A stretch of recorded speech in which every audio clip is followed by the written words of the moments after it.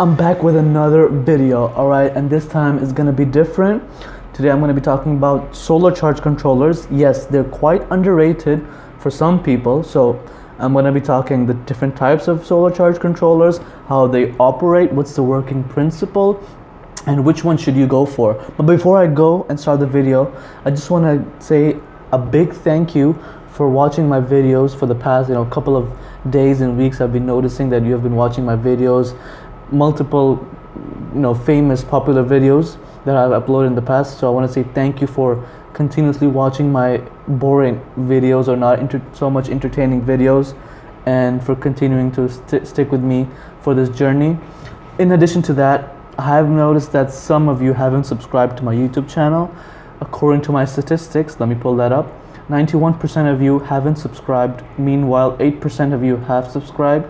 So if we could swap those numbers up, that would be even better, and I would even appreciate that more. So once again, thank you for watching my videos, and hopefully we'll provide you more entertaining educational videos in the future. So without further ado, my name is Ahmed Suhail and you're watching Solar for You. Solar charge controllers.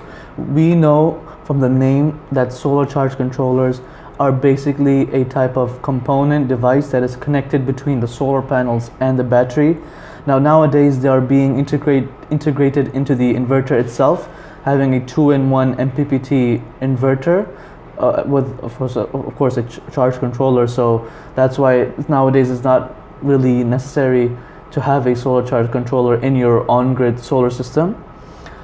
However, nevertheless, if you're going for an off-grid standalone solar system where the inverter is not connected to the grid and having a totally different operations of functioning for the inverter, that's when you should have a solar charge controller.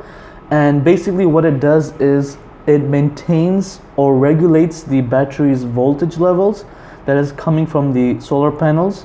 So it can also control and regulate how much power or voltage levels is coming from the solar panels, and make sure it is delivering the same to the battery as well. So it's not overcharging or discharging the battery at certain time interval. The two types are, number one, PWM, or some people like to call it pulse width modulated.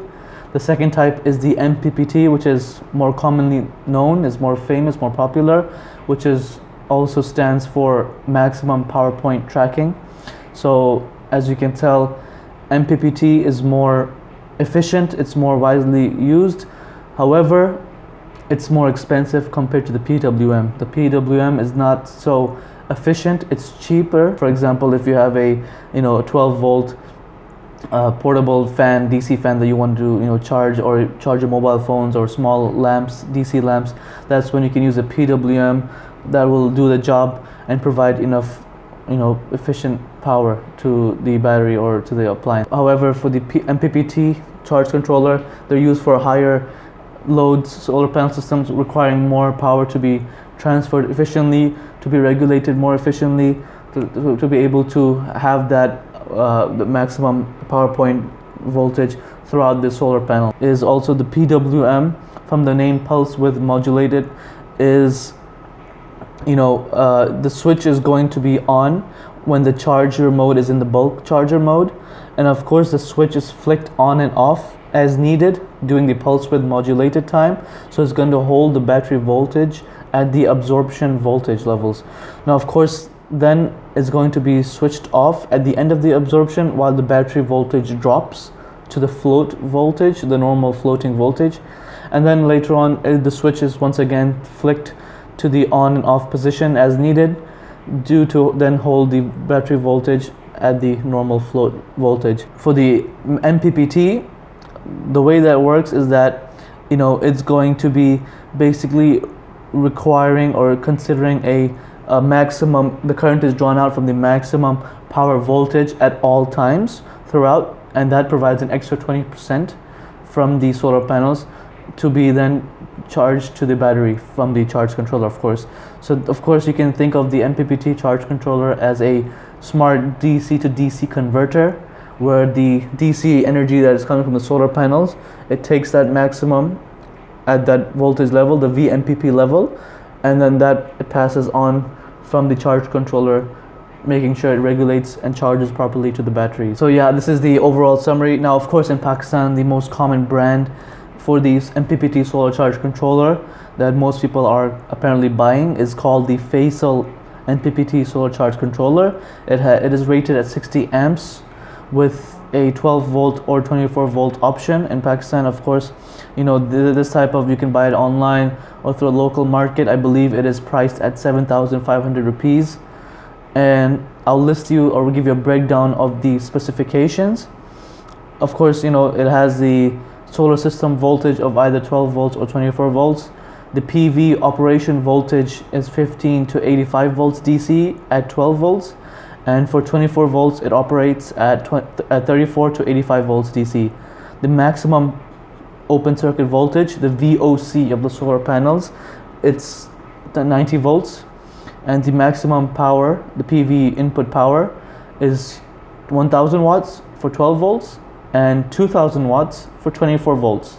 So as you can see, for smaller solar systems that are at 1000 watts, the solar panels rating, that's when 12 volt charge controller is more suitable. But if you're going for the, you know, higher rated solar panels that are rated at 2000 watts, you know, forming 2000 watts of power, then the 24 volts are more suitable. Of course, the maximum charging current that the solar panels can, you know, operate and the solar charge controller can allow is 60 amps, and the highest conversion efficiency is 98%. So, you know, this is a good charge controller, a high rated current and voltage levels. Protection, it also provides a high voltage and a high temperature protection with the battery type of lead acid tubular AGM. And of course, the charging algorithm is 3-stage bulk, float, trickle. So whether it's in a bulking phase, charging phase, floating phase where it stays consistent steady phase, and the trickle where it, you know, drops down during the off phase, you can say. And the equalized charge voltage is 14.7 volts. The output volt without the battery is 12 volts or 14.2 volts. Sorry, for 12 volts it's 14.2 volts, and for 24 volts it's 29 volts. So that's the output the charge controller gives without the battery. So if the battery is not connected, these are the two ratings, the two numbers. Of course, there's a cooling fan that provided into this. This is overall a overview of these charge controllers and why nowadays the technology is being integrated or being added itself as a addition to the inverter. So yeah, if you do like my video, please drop a like, comment down below what else you want me to see in the future videos. Take care, stay safe, until next time, bye bye.